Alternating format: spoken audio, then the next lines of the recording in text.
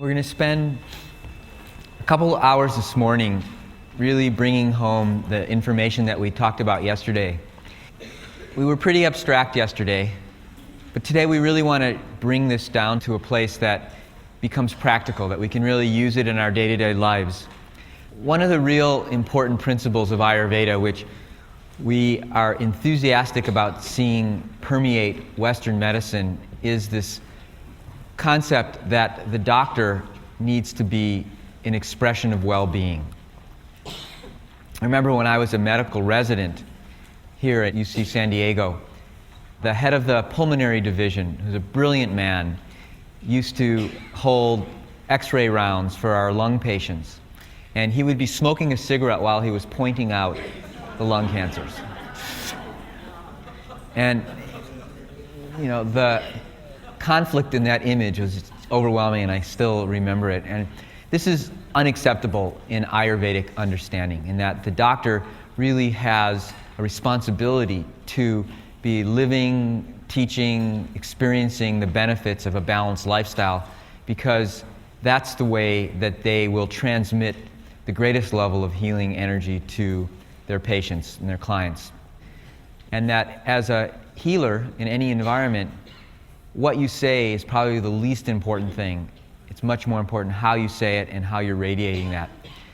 So whether or not you're in a healthcare field or you are pursuing this knowledge for yourself or for your families, you have a potential of really creating great well-being for those around you.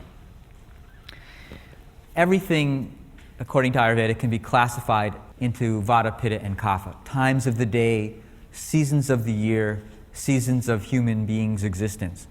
In general, childhood is considered to be a Kapha time because children are continuously growing. There's this sweetness, that enthusiasm. Middle age, which seems to keep getting older and older, is the Pitta time. It's a time where we are all, in some level, trying to make our place in the world, accomplish certain things in life. And for all of us, as we get older, Vata time dawns. And so every child, even if they're fairly Vata, will have more of a quality of Kapha to their nature. Every middle-aged adult, even if they're Kapha or Vata, there'll be more of that expression of Pitta in their nature. And every senior citizen, regardless of what their dosha is, will tend to express more Vata principles as they get older. Different seasons. During the summertime, what dosha increases in everyone? Pitta, right? It's hot. The environment is hot. So all of us tend to get a little bit more Pitta in our system throughout the summertime. Our skin gets red. When do riots tend to break out in the inner cities? During the hot summer, right? Because that heat in the environment tends to generate heat in our internal physiology. People get more irritable. Think about traffic in the summer versus traffic in the winter. In the cold, dry fall, before the snows come, it's more of a Vata time. So people's arthritis tends to act up during that time. That dry, crackly, people say, I know it's getting cold because my joints are starting to ache. In the cold, wet, rainy, heavy spring, Kapha is more predominant. That's why we tend to get colds and allergies in the spring, because that Kapha is permeating our environment, and we are part of that environment. So as we begin to expand our understanding of these principles, we can begin to recognize that there's lots of things going on all the time, some of which we can control for, some of which we can't, but we can always respond to in a more conscious way.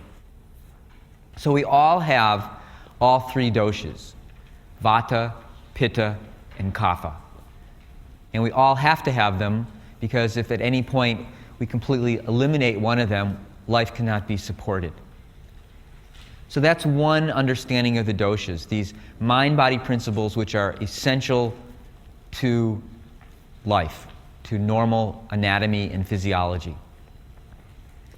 There's another way of looking at these principles, which is in terms of how they are expressed in an individual's mind-body constitution. And this is this understanding that we all have all three, but we tend to have different proportions of 1, 2, or 3 of these doshas. And based upon how much of 1, 2, or 3 of these doshas we have determines our particular mind-body characteristics. So we can talk about someone as having more vata in their nature, or more pitta in their nature, or more kapha in their nature. And that then is expressed as differences in the way that they carry on their activity, they structure their lives, they consider their relationships. And that's what we're really going to be exploring today, is how do we determine at any one time what are the proportion of these 3 mind-body principles in an individual's constitution, and to what degree is this current proportion balanced or out of balance. We used the word prakruti briefly yesterday when we were talking about the 2 aspects of the unmanifest. One aspect is the aspect that stays unmanifest, purusha. But the other aspect is this aspect which has the impulse to create, prakruti. So prakruti means that impulse to create. It also means nature. And in this context, prakruti really means what is the nature of a person's mind-body physiology? What are the proportion of these basic mind-body elements inherent in this person's system, which then express themselves as the uniqueness of that person? It's said that at the time of conception, we inherit a certain proportion of vata, pitta, and kapha from our mother, a certain proportion of vata, pitta, kapha from our fathers. And they combine to create this genetic predisposition. But many other things also influence the expression of that. What was the quality of our mother's life at the time that we were conceived? How healthy was she? How well nourished was she? How happy was she? What was the season that we were conceived in? Was it cold and rainy, or was it hot and dry? What was the quality of her experiences while she was pregnant? So all these factors have some influence even before we're born. And then from the time that we're born, our experiences in life can have an effect. So we may have a certain nature. We may be born with a certain predisposition, but if nothing in our environment supports that nature, then there will always be some conflict, and the expression of that intrinsic nature will be less obvious. The concept that Ayurveda talks about is the difference between prakruti, which is our inherent nature, and vikruti, which is what's happened after living life for a while. The closer our current status is to our original status, the healthier we tend to be. That's why if you look at children, regardless of their environment, most children in their early few years seem to be happy and vibrant and vital and enjoying their lives. They're closer to their true nature. Their sense of joyfulness and well-being hasn't yet been eroded by the strains and stresses of life. But as we grow throughout our lives and we meet challenges that we may or may not be able to easily handle, then some of that nature gets covered over. And that covered over nature is called vikruti, which is where we are right now.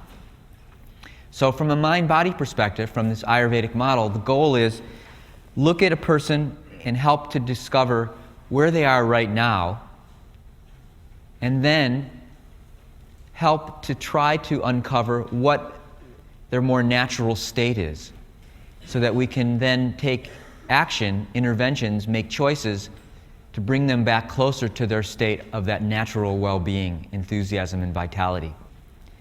So there are classically these 7 different mind-body constitutional types. Again, everyone has all 3, but to different proportions. So you can have what's considered to be a single dosha constitution. Vata can be so predominant in your system that that's really what is the dominant expression. The same is true of pitta. The same is true of kapha. Most commonly, we have 2 of them which are expressed to a greater degree, and then the third which is expressed to a lesser degree. So we can have combinations of 2 doshas. We can have vata pitta, vata kapha, pitta kapha. And you can reverse the order. So you can have someone who's vata pitta, where the vata is more expressed than the pitta, or you can have it where someone is pitta vata. but both of them are pretty close together, and then the third dosha is less expressed. And then finally, and it's the most rare constitutional type, you can have all three in fairly equal representation, so that Vata, Pitta, and Kapha seem to be equally expressed. So when we talk about what is your constitutional type, we're referring to what is the current balance of the doshas.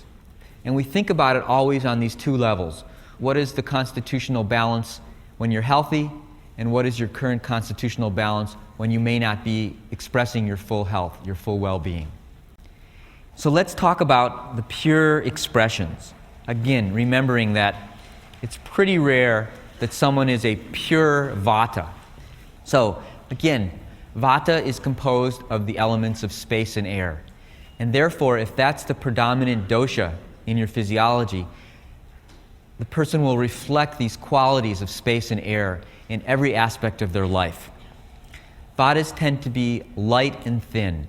They can be tall and thin, or they can be short and thin, but they tend to be light and thin. With pure Vatas, you get the sense that if the wind blew too hard, they'd be pulled off the ground. So that's the Vata. Because of that quality of the air, which is always moving, Vata's activity is dominated by movement. Vatas have trouble staying still. Their mouths are moving, their eyes are moving, their faces are moving, their hands are moving, their bodies are moving. That constant movement is a feature of Vata. And you can see it. If you're not that type of person and you're with someone who's very Vata aggravated, it will start to make you nervous. You'll want to move away. You'll notice it. Who's constantly talking, moving. There's a variability in the nature of Vatas, like the wind. It comes and it goes. It rises and it falls. And so everything that is predominant in a Vata is characterized by this changeable, variable nature. So you'll see that a Vata will say, "Oh, I started this great new program this week. It's fabulous. You really should do this." And then you see him again 2 weeks later. You say, "How's that program?" "Oh, that one? Oh, I quit that one, but now I've got a new program. It's really fabulous." This constant variability, and it's expressed in their day-to-day lives. So that, say, you ask a Vata, "What time do you go to sleep at night?" Say, "Well, let's see. Last night I went to bed at 2 in the morning, but the night before I was so exhausted I was sleeping by 9 o'clock. But I actually woke up at 4 in the morning, so I got up and I cleaned my whole house." It's very hard to pin down a Vata to a constancy of routine. And because that's the nature of Vata, one of the most important things that we can encourage in people who have Vata predominating in their physiology is to establish some type of daily routine, eating their lunches at a regular time. Because of that thinness, Vatas tend to have very prominent tendons and veins. So nurses love Vatas when you have to start IV lines because they're really on the surface. If you think about the Vata constitution, it probably originated in the tropical regions because that tall, thin physiology is very useful for dispersing heat. So Vatas tend to have less padding around them, which is expressed as this thinness in bone structure, thinness in skin structure. Because of that changing air quality, Vatas tend to be predominated by dryness.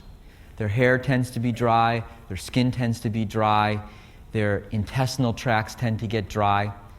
Vatas are always complaining that their mouths are dry. Now, part of that is that Vatas are always talking.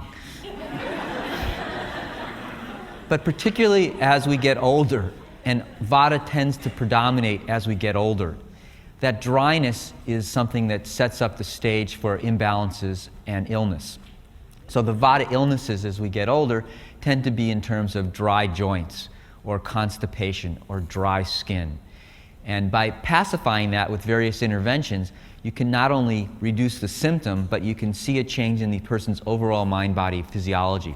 That constant changing activity is able to be settled. Now, as we'll talk about, we'll go over it several times. For each constitutional type, there are the positive qualities when it's balanced, and then there are the negative qualities when it gets aggravated. When Vata is balanced, it creates enthusiasm, creativity, liveliness. It's fun to be around people who are Vata because there's always something new going on. It's stimulating. If you're not someone who always has something witty to think about or to say, it's great to be with a Vata. They'll keep you entertained. But when Vata gets aggravated, that movement activity keeps getting more and more excessive, and it expresses itself as this inability to turn off this movement. And so Vatas will tend to get anxiety, insomnia, and when they exhaust themselves, a type of depression. Pittas are predominated by fire. So there's a heat quality to everything in a Pitta constitution. Unlike the Vatas, which tend to be thin and either tall or short, Pittas are medium. They have pretty good muscle development. There's a moderation in their physiology. Pittas tend to be dominated by their appetites. They're hungry for life. They can eat just about anything. They can eat any food, they can eat any idea, they can eat as much sex as you can feed them. Pittas are hungry beings because it's that fire which is constantly looking for something to metabolize. So Pittas tend to have very keen intellects. They tend to be smart. And like the word smart, when it's balanced, it means intelligent. But when you take it a step further, smart can be actually somewhat painful. Like, that was a smart remark, that smarted. So again, with every quality, there's a state of balance, and then when aggravated, it can become out of balance. Pittas are the ones who can usually eat anything. You'll ask a Pitta what they eat, and they say everything. A Vata tends to have more of a delicate digestion. So Vatas who have digestive disturbances, and we'll have a session on irritable bowel, even easily prepared vegetables and pastas, they'll have trouble with it. Whereas a Pitta can eat a horse and not have any problems with it, because they have that strong digestive power. Now, when it gets out of balance, Pittas tend to get problems associated with excessive digestive power. So Pittas are the ones who under stress will get heartburn or ulcers, because that fire is just too hot. It's literally moving out of its normal zone. Pittas tend to have thin, fine hair and tend to bald early. If we had to identify a hormone that's associated with Pitta, it's probably the androgen hormones, the male sex hormones. So that when a man is very strong Pitta, you'll often see that they'll tell you that they went bald when they were in their early 20s, or they have very thin hair, or there's that redness to the quality of their complexion and their hair, reflecting that heat in their system. They tend to be warm in general. Pittas have that heat, so when you shake a Pitta's hand, they'll tend to feel that warmth. Vatas, on the other hand, tend to have this constant concern about being cold all the time. So when you have a Pitta and a Vata living together, it's a great aerobic activity. The Vata is always pulling on the covers, the Pitta is always kicking them off. They're driving in the car together, the Vatas are always turning on the heat, the Pitta is always turning on the air conditioning. Same exact environment, but different metabolic functioning, reflecting their different inherited and acquired qualities of the 5 elements. Pittas tend to perspire easily. Again, it's that heat in their body's effort to cool themselves off. So you see 2 Pittas playing racquetball, they're both sweating profusely. You see a Pitta and a Vata playing racquetball, the Vata looks really cool. The Pitta is drenched. So you can tell a Pitta just by watching them on the ball field. Again, when the Pitta is balanced, there's a warmth, a friendliness, a leadership quality, and intelligence there. But when Pittas get under stress, that fire starts to flare, and it turns into an irritability and a criticalness and an anger and a temper, which can be scorching to the people around them. So Pittas tend to be like dragons. They're fine when everything is going pretty well and they have a goal and they're moving in that direction, but when a Pitta meets an obstacle, the dragon flares out. And like a dragon, they can scorch their environment. Now, the thing about Pittas is they can be going along, get stressed, they can express their irritability, and as soon as they express it, that fire's released, they're fine, and they look around and think, gee, how come everybody's burnt?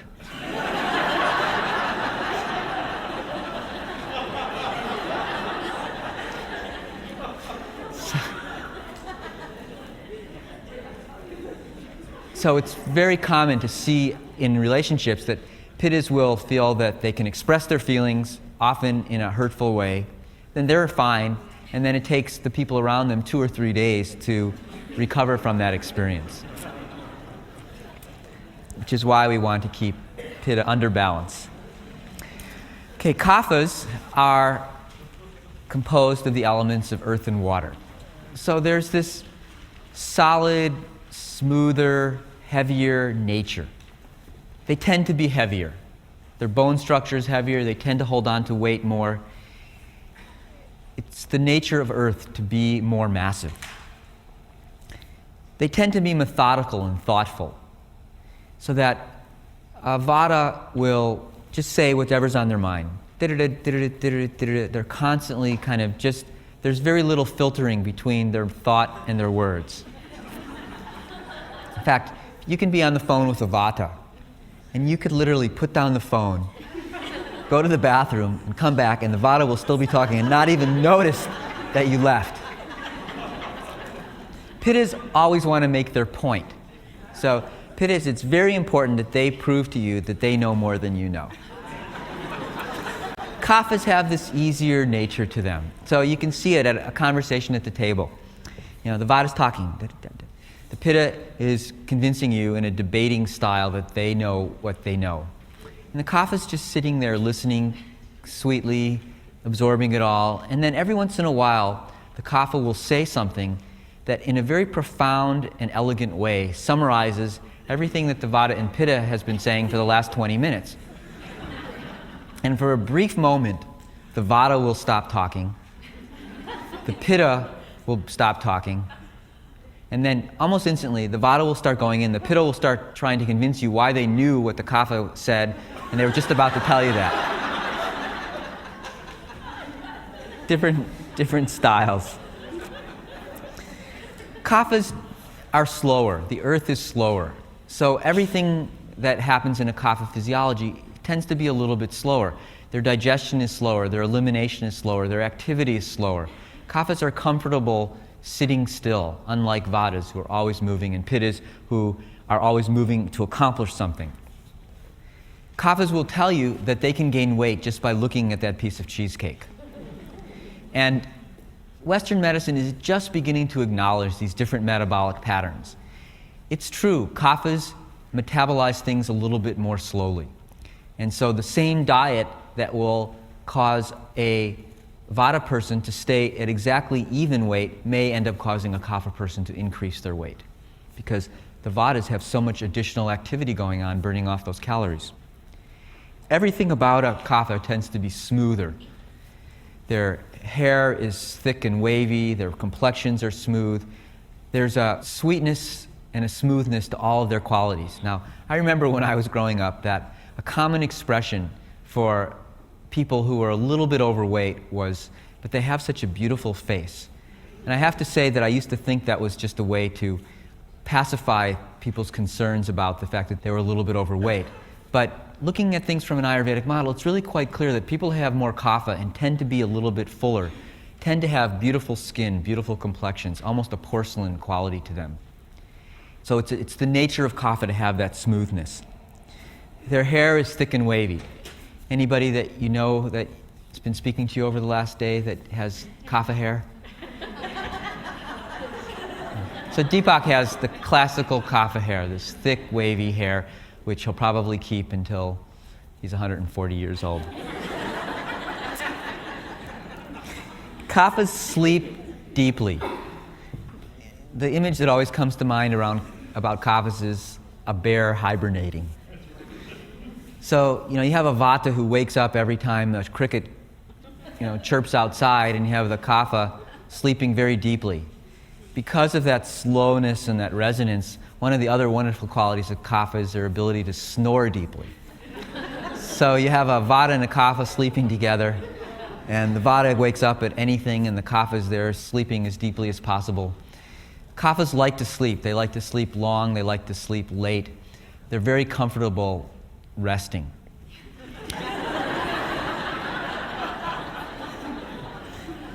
And again, under stress, kaphas tend to be a little bit easier going.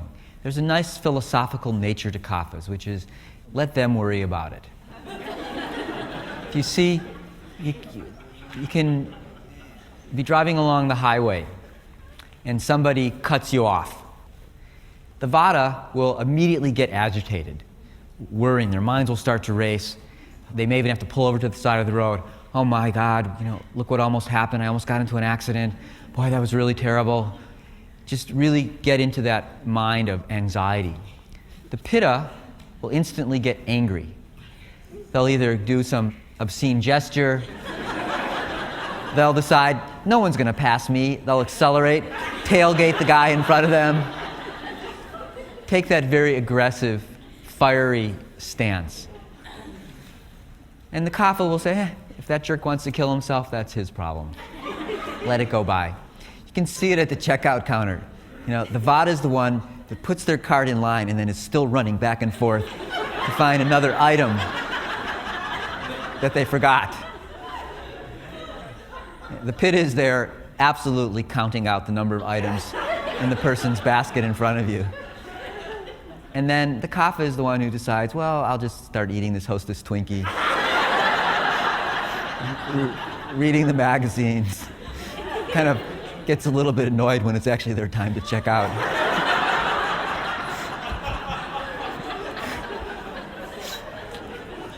Okay.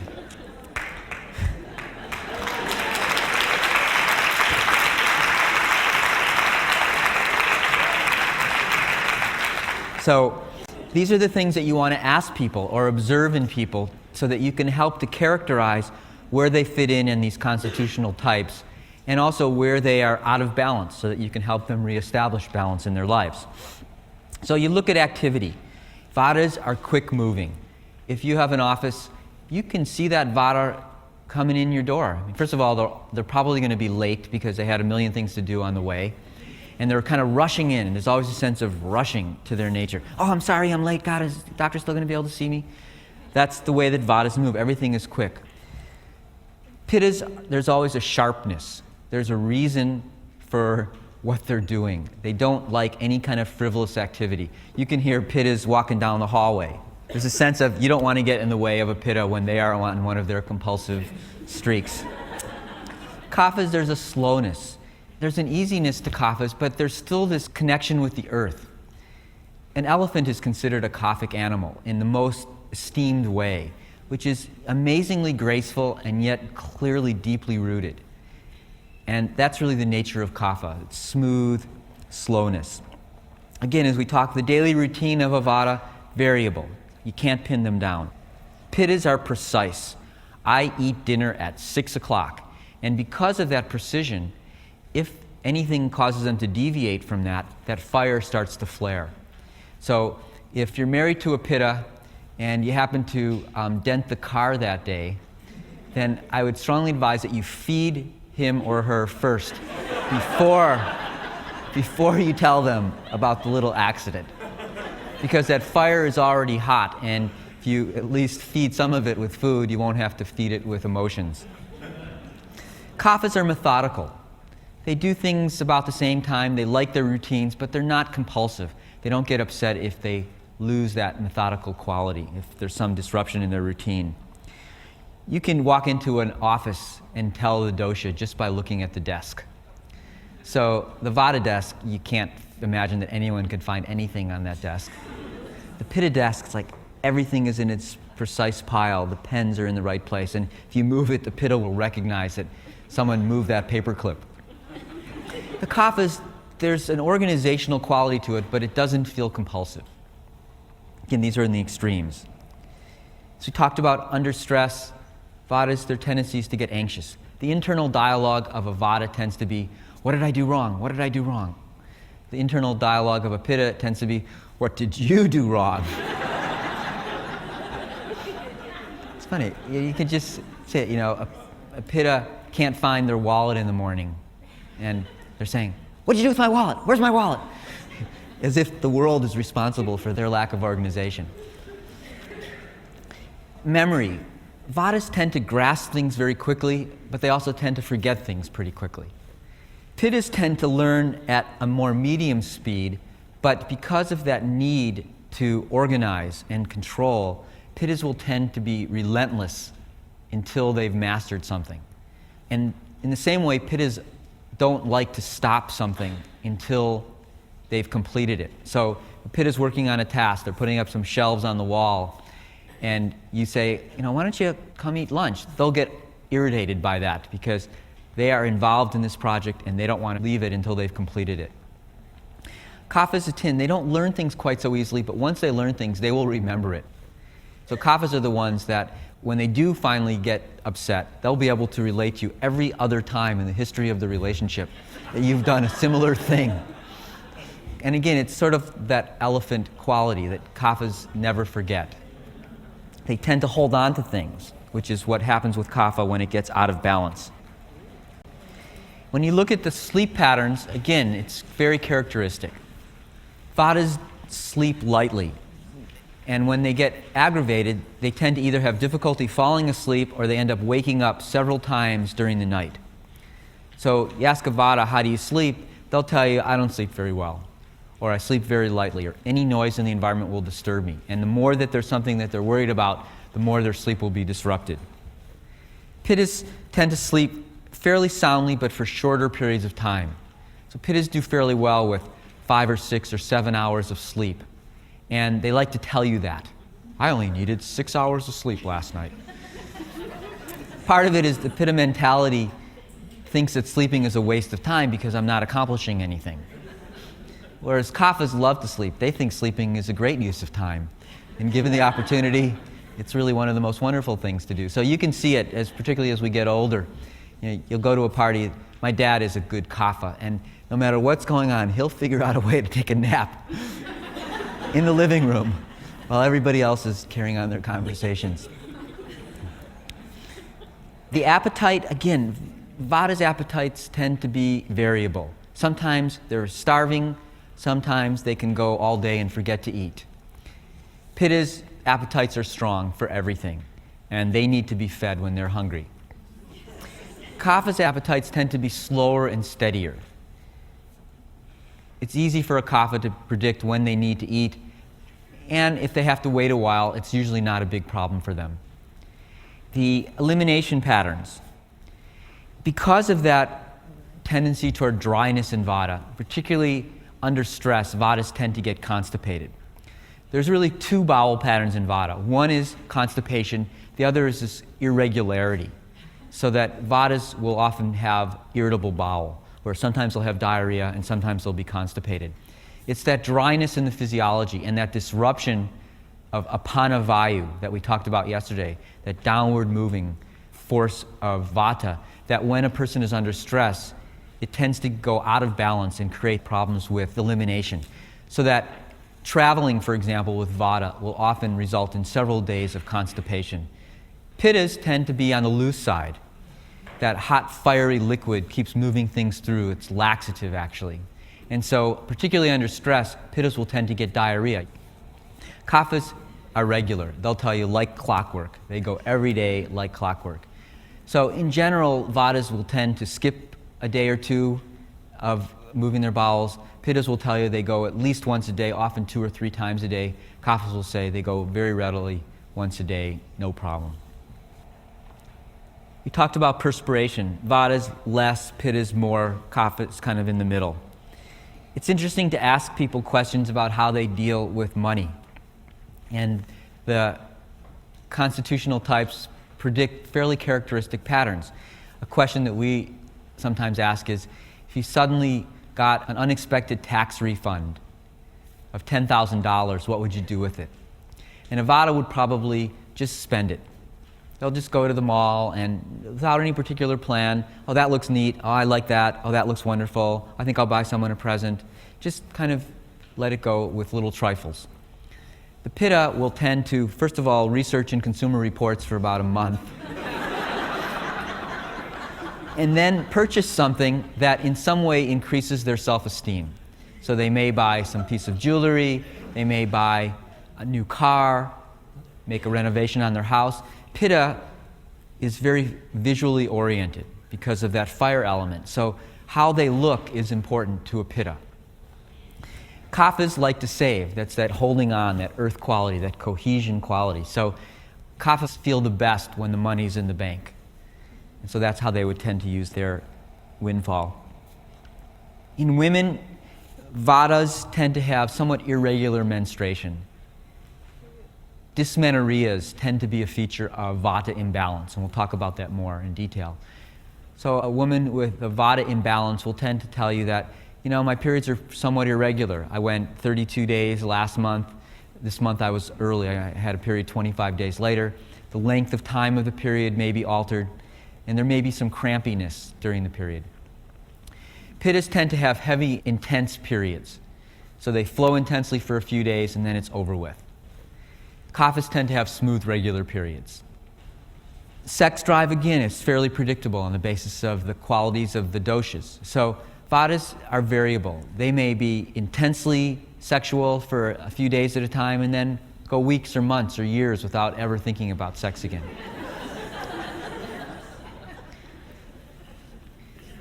Pittas, like everything, have strong digestion.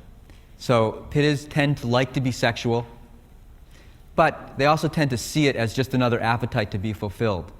So a Pitta lover will be someone who's very intense and passionate, and then as soon as they've completed their task, they're at the refrigerator getting something to eat or picking up their book and starting to read. It's one appetite fulfilled, on to the next. Kaphas, again, tend to be smoother, slower. Kaphas are generally good lovers. They're less goal-oriented, more process-oriented.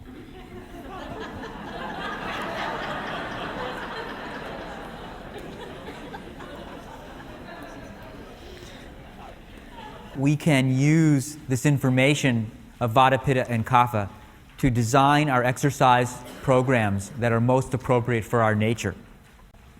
So just very briefly, think about the types of exercises that would be most ideal for someone who's a Vata, who's a Pitta, and for a Kapha. A Vata person, who's someone who's moving all the time, you'd really like to use exercise programs that are more balancing and stabilizing. So yoga is probably the very best exercise for someone with Vata because it gets them into their body. Walking is a great exercise for someone with Vata. Riding a bike is a great exercise. But it can't be too vigorous because it'll only aggravate the Vata. For Pitta, Pittas like to use their bodies. And it's useful to have exercises for Pitta that gets them into their bodies and lets them use their body. Now, there's a balancing act to be done with Pittas because Pittas tend to be very competitive. And on one hand, Pitta sports like racquetball or tennis, these are great for Pittas because they give them an outlet for that competitive energy. But if they lose, they get increasingly frustrated, and then that Pitta actually gets increasingly generated. If you're Pitta, it's good to take some time to do something competitive, but make certain that whatever it takes at the end, you're cooled down from it. A much better approach for a Pitta is to do something that's cooling. So like swimming is probably one of the best exercises for Pitta. It's non-competitive and it has that cooling effect on your physiology. Hiking, jogging, bicycling, these are all fine for Pittas. Yoga is great for Pitta, but a Pitta has to have a conscious intention when they're doing yoga, which is to not turn it into a competitive sport. Kaphas can usually use more exercise and benefit from pretty vigorous exercise. Kaphas, because they have these thick, well-knit joints, they do fine with jogging, bicycling, mountain climbing, anything that's really quite vigorous. Kaphas do fine with yoga. Kaphas need to be reminded to keep moving through their postures. You'll teach a Kapha Savasana, and they'll just feel like, hey, I'm doing Savasana. It's a great pose. They'll do 20 minutes. What are you doing? I'm doing yoga. So Kaphas need to be moving because that constant stir towards circulation and stimulation is really what benefits Kapha. Gets things moving, gets the circulation going.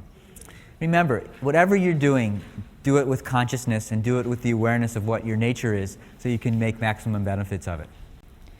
We can think about the mind and the body as being intimately integrated, which it is. And Ayurveda recognizes that sometimes the body may look one way, but a person's mind may be reflecting more of a different dosha. Some of it has to do with how those early stresses were processed, but it's certainly true that sometimes you'll see someone who looks for the world like a kapha. They're large, heavy-set, maybe overweight, smooth, sweet, but then they'll tell you that they feel like they have to constantly be moving, that their minds are very anxious, that they can't sleep at night, that they have a lot of other vata conditions. Sometimes the doshas are expressed more forcefully in the body, and a different dosha is expressed more prominently in the mind. And you just have to recognize that. And so the interventions may be somewhat different for the mind than they are for the body. So you may put someone, or recommend that someone goes on a kapha pacifying diet, but follows a vata pacifying lifestyle. One of the reasons for that, this is probably the most common conflict when you're looking at someone, you're thinking, boy, they sure look like a kapha, but they seem to act and live their lives like a vata, is that sometimes when vata gets really aggravated, when there's a lot of change going on, stress going on in a person's life, the only way that they've known up until the time that they've come to you of how to balance that excessive changing nature is to eat more, because that food tends to be grounding. And so they've been seeking out nourishment as a way to pacify an emotional need. And after certain periods, either after a woman has a baby or after major surgery or some type of major loss, there's enough imbalance in the system that the body will now take on this new form, even though their nature is a different form. But for the most part, there's a correlation. And again, with every dosha, there's a state of balance and a state of imbalance. So looking at the psychology, the balanced qualities of vata are this energetic nature. Vatas are always coming up with something creative. They're great in your research and development departments. But when that vata energy gets out of balance, then there's this restlessness. They can't sit still. They have to be doing something all the time. There's a sense of just instability. The positive aspect of the vata nature is that adaptability. They're easy, they flow easily. Where do you want to go to dinner? The pitta, they want to go where they want to go, and if they don't get what they want, they'll make it miserable for everyone else. The vata will say, well, I'd really like to go for Italian tonight. Well, I'd like to go for Chinese. Okay, that's fine. I can handle Chinese. That would be fine with me. That's a vata nature, to be adaptable. But on the other hand, when it's to the extreme, there's this inconsistency. Just tell me what you want to do tonight. Well, I don't know, let's go to a movie. No, let's go to a play. No, let's just go for a walk. And that tends to reflect that vata being out of balance. Vatas are really good at starting new things, new projects, but they're not very good often at following through. So the vatas will be the ones who start something new every week, a new program, and there's always a tremendous amount of enthusiasm with it. But then a few weeks later, that one's been dropped, something else has been started. So there's a capriciousness when it gets out of balance. Again, vatas are great communicators. They're fun. It's great to call your vata friend on the phone and listen to what's going on, and in a matter of 15 minutes, you'll learn everything that's happened in the last 2 years. But vatas are not that good of listeners, and so often they'll dominate the conversation. So with every psychological quality, there's both a state where it can be valuable, and if it's accumulated or excessive, can start to create an imbalance. Same, of course, is true for pittas. They have that intelligent mind. It's that light of pitta which allows for this fine discrimination. But when it gets aggravated, there's that critical nature. You can say something and they don't like the way you said it. You may have meant exactly what they wanted to hear, but they're critical. They'll analyze your language. They'll analyze everything that you're doing, and that excessive quality really makes you feel interrogated. So pittas have that tendency to be excessive in their use of their intelligence. When pittas are balanced, they're warm and they're friendly. They're wonderful to be around. But when they get out of balance, they tend to get angry and demanding. And they feel that intimacy allows for that type of crossing of the boundary. Pittas tend to be courageous. They see the world as their domain. And so if they see something new, they want to go for it. But sometimes their ego gets in the way and they actually jump into things that they're really not very good at. Pitta will be driving in a new environment and look at a map and quite convinced they know where they're going, and then get lost. And then be very irritated if you suggest that they ask for directions. Of course, I personally believe that that particular trait is carried on the Y chromosome. Again, Pittas tend to be good leaders because they're visionaries. All the language that we tend to associate with light and with fire, heat, vision, really apply to the Pitta qualities in all of us. And so they're good leaders, but they can also tend to be dominating. So for a Pitta to be a good leader, they need to work on empowering the people that they're leading so that they're following them on the basis of their commitment and their loyalty, not out of the fear that they're going to be abused if they don't follow their command. Kaphas again. When a kapha is balanced, there's this sense of calmness and tranquility. But when kapha gets out of balance, there's dullness. Often what you'll see in relationships, particularly when people are not well balanced within themselves, is they will look for someone to balance them off. So it's not uncommon to see a vata and a kapha create a relationship together, because the vata is changing all the time, and they appreciate the stable quality of the kapha.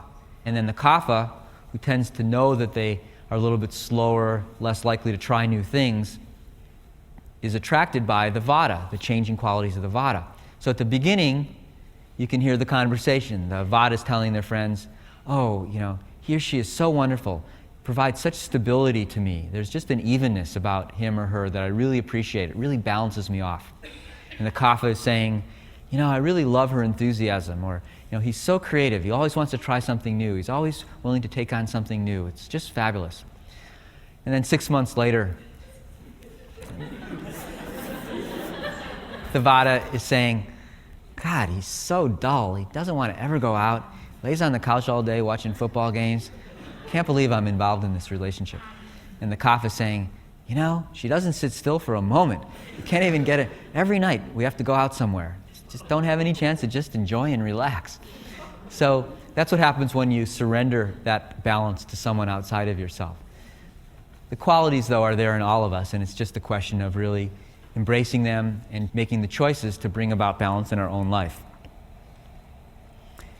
Kaphas are steady, they're predictable, but in excess, they can become almost inert. One of the qualities of kaphas is that they don't let go of things. Kaphas tend to hoard things. You can go into a kapha house and you'll see that they have newspaper articles from 50 years ago that even though they haven't worn this particular outfit in 10 years, they still don't want to give it away. And it's also particularly true in relationships, that kaphas tend to stay in relationships which are really not very nourishing, but they're loyal to the point of being excessively needy. And so kaphas are the ones will come and say, I know this is not a good relationship, I know I should have left this long ago, but I just have trouble getting out of relationships. So kaphas, they tend to be content. They're not complainers. In fact, kaphas are the least likely to come to a doctor. And usually when a kapha comes to a doctor, it's because they're being dragged by their vata spouse.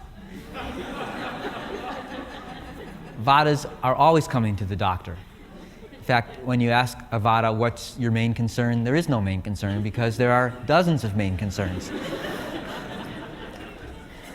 Pittas tend to come to the doctor, but they've already researched it and they're going to tell you what's wrong with them.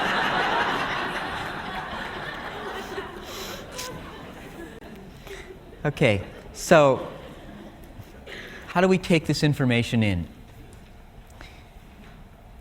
Traditionally, there are these 5 forms of receiving information.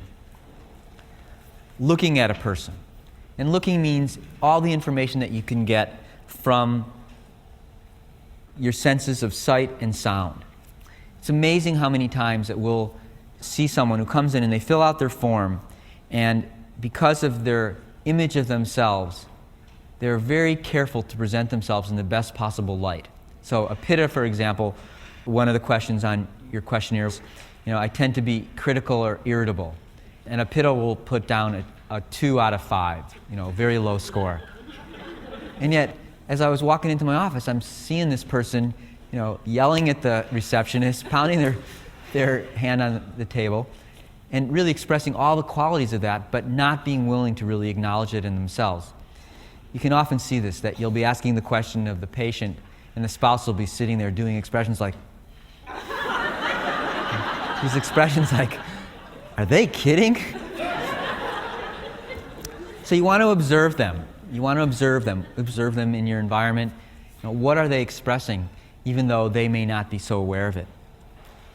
Most of the ancient healing traditions have used the pulse as a way of going very deeply into a person's physiology, with the understanding that the pulse is really the final common denominator of everything that's going on in a person's nature. Every thought creates a chemical that gets into the circulation. Everything that we eat is traveling through the circulation. Every toxin that's in our bodies in the circulation.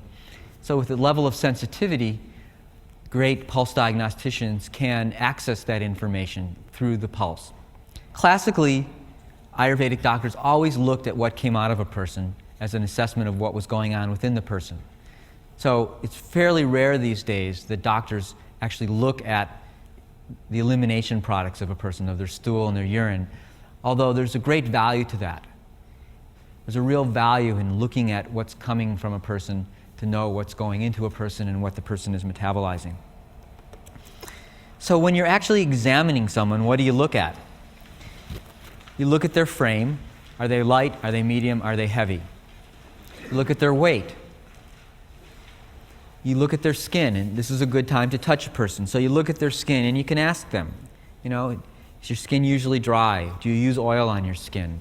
It's a reflection of the quantity of Vata, Pitta, and Kapha. So the skin of a Vata tends to be dry. The skin of a Pitta tends to be both warm to the touch and a little bit oily. Kapha tends to be smooth and rich and a little bit cool, but not the coldness of a Vata, just the coolness. Their hair, Vata's hair tends to be dry. Pittas tend to be thin. Kaphas tend to be rich. You want to look at the color of the hair. You ask the question, do you do anything to your hair? Do you change the color of your hair? And usually people who are dyeing their hair, they tend to dye their hair to reflect what it was when they were younger. So even though you may have a 50-year-old woman with very red hair, they'll tell you they dye it, they'll also tell you, my hair was always quite red when I was younger. So that again tells you that there was that quality of Pitta there. Look at a person's eyes. Vata eyes tend to be small and dry and moving a lot. Vatas tend to talk and not look at you. I was just with a lady yesterday in my office. I realized that she only looked at me twice during the entire hour. She was talking a lot, accessing a lot of information. I learned a lot about her, but there wasn't that sense of connectedness because she was in the air, in the ethers. Pitta's eyes tend to be very penetrating. Sometimes it's uncomfortable to look at a Pitta's eyes. You feel like they're peering right through you, particularly if they're irritated. Kapha's eyes are usually very sweet and attractive. In fact, it's said that Kapha's eyes are like cow's eyes. You just want to gaze into them. Vata's teeth tend to be irregular. Pittas, there tends to be a kind of a yellowish quality to them. Kaphas tend to be big and strong. Again, the temperature we've talked about. You feel them. Vatas tend to be cold. Pittas tend to be warm. Kaphas tend to be more on the cool side. Look at their veins and their tendons. Vatas having less fat will always see more exposure of their veins and tendons. Pittas will be kind of medium, often muscular. Kaphas will be deep. Kaphas are hard to start IVs on. You can look at their nails. Vatas reflecting that dryness, there tend to be that brittleness. Pittas tend to have pink beds, kind of flexible nails. Kaphas have these very thick nails. The joints, the same. Vatas are the ones where you move their head, you'll hear the snapping and popping. Pittas tend to have flexible joints. Pittas are the ones that used to be able to, in school, bend their fingers way back. Tend to be flexible. That heat tends to lubricate their joints. Kaphas have strong, well-knit joints. So Kaphas tend to be good athletes. They're the football players on the line. They have the ability to take trauma better than Vatas, who are very delicate. They'll be injured much more easily. You can feel the abdomen, and the Vata abdomen will tend to be very thin. And often when you feel the abdomen of someone with a Vata, you can actually feel the aorta. And you'll wonder, is there some problem here? You can feel the organs of someone very easily with Vata because of that thin covering. Pittas tend to be medium and often somewhat muscular. Kaphas tend to have that kind of thick Pillsbury Doughboy quality to their abdomen. And again, you'll listen to the speech patterns. Vata's speech, not only do they talk quickly, but there tends to be a scratchiness, a raspiness sometimes to their voice. Pitta's speech, it's always very forceful. Pittas don't like to have anyone on top of them. There's always this tendency, even when they're with authority, to kind of be challenging the authority, or at least demonstrating to authority that they're intelligent, that they're understanding what's being said. Kaphas, again, they don't talk as much. There tends to be that nice, deep voice. It's resonant, sort of the voice of God. It's the Kapha voice. So these are the basic qualities which we can really very easily pick up in just a few minutes. How many people right now have a good sense of where they fit in terms of which dosha is most prominent, which dosha is secondary, which dosha is third? How many people really don't have a clue right now where they fit in? Okay, so people who don't have a clue, there's probably a lot of Vata in your nature right there.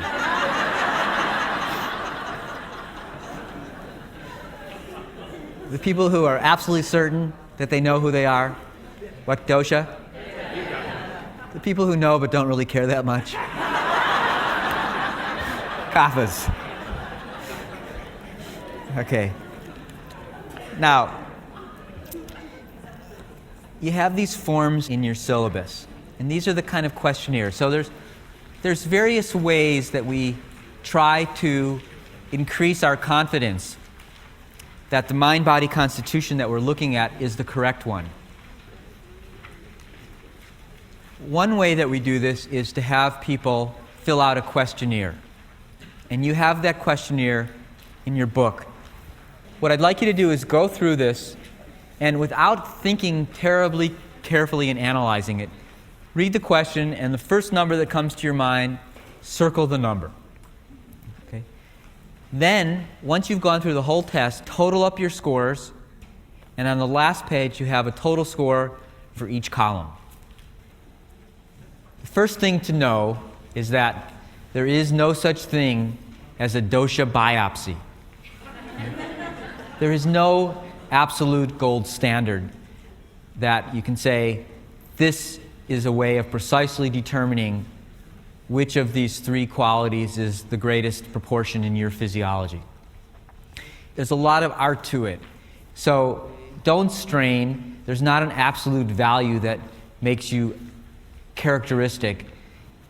A really important point is that there is no one ideal constitutional type. That whatever you are is the right type to be. It's not that we all want to be tridoshic, we don't all want to be kaphas, we don't all want to be pittas, we don't all want to be vatas. Whatever we are, we just want to be in that most finely tuned state, because that's what will bring us the greatest joy. If we're someone who's lively and enthusiastic by nature, we don't want to suppress that quality. We just want it to be expressed in a way that's valued and balanced. If we tend to be more fiery, passionate about things, we don't want to suddenly become detached. We just want to have that fire and passion be expressed in a very balanced way.